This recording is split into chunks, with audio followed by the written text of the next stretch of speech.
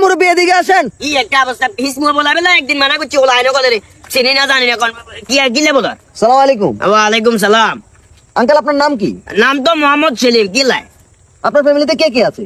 ফ্যামিলিতে তুই তো মনে হয় গিয়ে দিবা, কে কে বলতে শর্মের কথা না গোয়ারি না, ওই তুই বিয়ে করছি তো বধুয়া, সেটাই তো একটু বাইসে দিবে আরে, বিয়ে করছি বুঝছো রে। আচ্ছা, হ্যাঁ তো ছেলে মেয়ে কিছু আছে?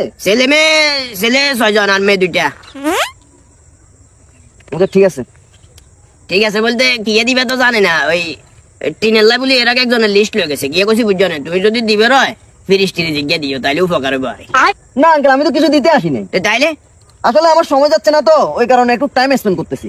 আচ্ছা বেকার কেন? হ্যাঁ। না ঠিক আছে, ভালো লাগছে। তুই তো এতক্ষণ অনেক সময় খাইছ।